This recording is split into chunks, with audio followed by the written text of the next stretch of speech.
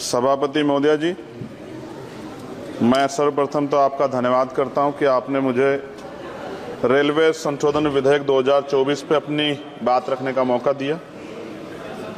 Railway संशोधन विधेयक 2024 पर मैं अपनी गहरी चिंता व्यक्त करता हूं। यह विधेयक भले ही रेलवे के शासन ढांचे को सुव्यवस्थित करने का लक्ष्य रखता हो, लेकिन ये हमारे रेलवे सिस्टम की मूलभूत ताकत को कमजोर कर सकता है। केंद्र सरकार की बढ़ती भूमिका भले ही अच्छे इरादों से प्रेरित हो, लेकिन इससे नौकरशाही में देरी हो सकती है और समय पर निर्णय लेने की क्षमता कम हो सकती है। हमें अपने रेलवे सिस्टम की चपलता और लचीलेपन को खोने का जोखिम उठा रहे हैं। रेलवे बोर्ड में सदस्यों की नियुक्ति में मंत्री जी से पूछना चाहता हूं कि क्या SC, ST, OBC और महिलाओं को इस बोर्ड में जगह मिलेगी? रेलवे बोर्ड सदस्यों की नियुक्ति शासन का एक महत्वपूर्ण पहलू है। यह आवश्यक है कि नियुक्तियां योग्यता और विशेषज्ञता के आधार पर हो, न कि राजनीतिक विचारधाराओं के आधार पर। इस मोर्चे पर कोई भी समझौता निर्णय लेने की गुणवत्ता और भारतीय रेलवे के समग्र प्रदर्शन में गिरावट का कारण बन सकता है। जनता की जरूरतें सर्वोपरि है, इसलिए हमारे लिए आम आदमी की जरूरतें सर्वोपरि हैं। रेलवे सुलभ, किफायती और विश्वसनीय होना चाहिए। विधेयक को सुनिश्चित करना चाहिए कि इन सिद्धांतों का पालन होगा। हालांकि विधेयक का उद्देश्य अच्छा हो सकता है, लेकिन इससे संभावित परिणाम दूरगामी है। हमें सावधानीपूर्वक आगे बढ़ना चाहिए और सुनिश्चित करना चाहिए कि सुधार रेलवे के मूल तत्वों को कमजोर ना करें। साथ साथ सभापति महोदया, जिस लोकसभा क्षेत्र से मैं आता हूं, नगीना, वो बहुत पिछड़ा हुआ क्षेत्र है। वहां के युवा, किसान, महिलाएं, मजदूर जीवन यापन करने के लिए कठिनाइयों का सामना करना पड़ता है उनको। इसलिए मैं माननीय मंत्री जी से मांग करूंगा कि नजीबाबाद से मुंबई और जम्मू के लिए ट्रेन चलाई जाए। साथ साथ नजीबाबाद स्टेशन गढ़वाल का प्रवेश द्वार है। मैं आपसे आग्रह करूंगा कि वहां जल भराव की समस्या होती है स्टेशन पे, उसकी देखरेख की जाए। बेगमपुरा एक्सप्रेस वाराणसी टू जम्मू तवी का स्टॉपेज वहां हो। दिल्ली जाने के लिए सुबह में कोई ट्रेन नहीं है, मुझे भी आना पड़ता है तो बहुत परेशानी का सामना करना पड़ता है अक्सर, जब मैं कोशिश करता हूं कि सेशन में चला जाऊं, क्योंकि ये रेलवे की सुविधा आपने उपलब्ध कराई है। जलालाबाद क्रॉसिंग पे ओवरब्रिज बनना चाहिए। धामपुर में 2 जगह पे समस्या है सर, कई घंटे खड़ा होना पड़ता है, ओवरब्रिज की आवश्यकता है वहां। नगीना में ओवरब्रिज की जो कोतवाली वाला क्षेत्र है उसमें, सेहोरा में ओवरब्रिज की दिक्कत है, किरतपुर में है। और बैकलॉग सर बहुत इंपॉर्टेंट विषय है।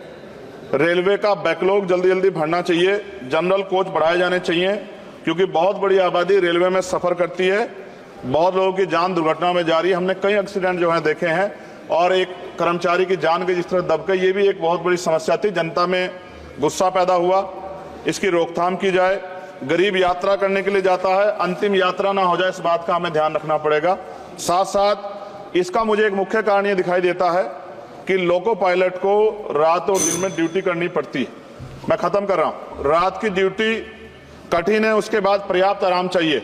इस संबंध में HPC का सुझाव भी था कि लोको पायलट के लिए 2 रात्रि बाद ड्यूटी का आदेश हो, तो ये इस पे अमल नहीं किया गया, जिसके कारण उनकी आंख लग जाती है और कई बार दुर्घटना होती है। हजारों लोगों की जिंदगी से खिलवाड़ नहीं होना चाहिए। कोरोना काल में बंद गई ट्रेन पुनः चालू की जाए, और SC, ST, OBC के बच्चों को जो पहले पास मिलते थे, जब कई कंपटीशन की तैयारी के लिए वो पेपर देने जाते थे, मिलते तो बंद कर दिए। सरकार कहती है हम दलित पिछड़ों के हितैषी हैं, लेकिन जब सरकार उनके बच्चों के आगे तरक्की के रास्ते बंद कर दी तो कैसे चलेगा? और जिस तरह लगातार निजीकरण हो रहा है, इस निजीकरण से सरकारी नौकरी खत्म हो जाएगी रेलवे में, तो ये दलित पिछड़ों के बच्चे कहां जाके बैठे, कौन सी कुर्सी बैठे? आज भी देश में सामाजिक गैर बराबरी है। तो मैं इसलिए मंत्री से मांग करता हूं कि आपने नजीबाबाद में वंदे भारत का स्टॉपेज दिया, इसके लिए मैं आपका धन्यवाद करता हूं। लेकिन ये भी, इसके अलावा हमने कई मांग उठाई थी, लेकिन उन पर कोई कार्रवाई नहीं हुई। तो मंत्री जी, पार्टी से अलग हटके आप सोचें कि उस क्षेत्र का भी तरक्की होनी चाहिए। ये भी आपके अधिकार क्षेत्र का मामला है। मैं दोबारा सभापति महोदय को धन्यवाद देता हूं और माननीय मंत्री से आग्रह करता हूं कि हमारी मांगों पर ध्यान दें और उस क्षेत्र में अवसर पैदा हो, इसका ख्याल रखें। बहुत बहुत धन्यवाद। पप्पू यादव जी। महोदय जी, मंत्री जी से पहले आग्रह होगा कि मंत्री जी पहले तो आप GM और DRM को राजा बना के रखते हैं, MP की कोई वैल्यू नहीं। जब वो क्षेत्र जाते हैं तो वो MP का रेस्पेक्ट नहीं करते, MP को खबर नहीं करते, और उद्घाटन जब कोई रेलवे शुरू होता है तो वहाँ MP का कोई सूद नहीं देता। दूसरा, कंफर्मेशन के लिए आपके ऑफिस में, आपके DRM ऑफिस में दलाल घूमते हैं। MP की चिट्ठी की कोई वैल्यू नहीं है, कंफर्मेशन नहीं होता है। और एमपी का सम्मान आपके रेलवे विभाग में कहीं भी नहीं है। आरसीटीसी ट्रेन खान पान में आपने आरसीटीसी को 4 रुपया में जिस कपड़े की धुलाई थी, आरसीटीसी ने उसको 25 रुपया कर दिया। आप बोझ बढ़ा दिए आम आदमी पर। आरसीटीसी बड़े रेलवों में खान पान तो दे देती है थोड़ा सा, लेकिन जो गरीब का जहाँ पर लोअर ट्रेन है वहाँ का खान पान बहुत ही गलत है। दूसरी तरफ आप महिला डिब्बा पर, आम डिब्बों में आप लगभग डिब्बा नहीं है, लगभग आप आम आदमी के लिए कोई डिब्बा नहीं है। वह कंफर्मेशन के बगैर जाने वाला डिब्बा 1 या 2 होता है। 12 डिब्बे हुआ करते थे, अब 1-2 होता है। गरीब रथ के तरह या कोई जनरल गाड़ी के तरह कोई गाड़ी आपकी नहीं है। वंदे भारत को आप चलाइए, कोई दिक्कत नहीं है। वंदे भारत को आप सभी जगह से कंफर्मेशन करिए, अच्छी बात है, मैं उसका धन्यवाद देता हूं।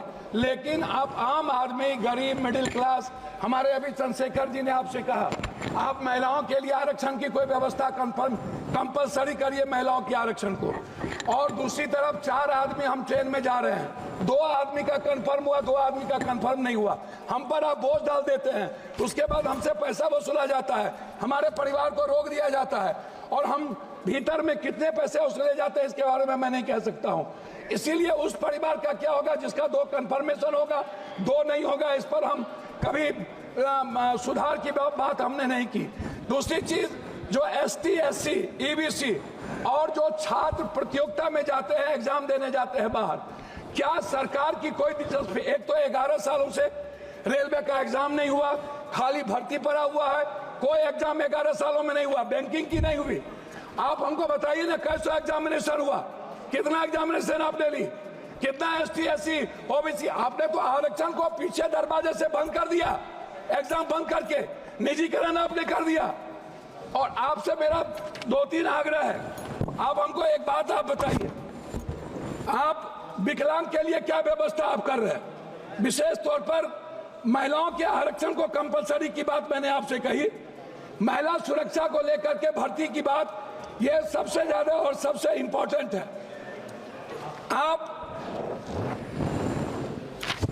विज्ञापन पर खर्च करते हैं, लेकिन आप दूसरों को पैसा देंगे, लेकिन बुजुर्गों के लिए और पत्रकार, जो श्रमजीवी पत्रकार है, आप बड़े मालिक को विज्ञापन देंगे, उसको खरीद लेंगे, लेकिन जो छोटे स्तर के पत्रकार है उसका क्या होगा?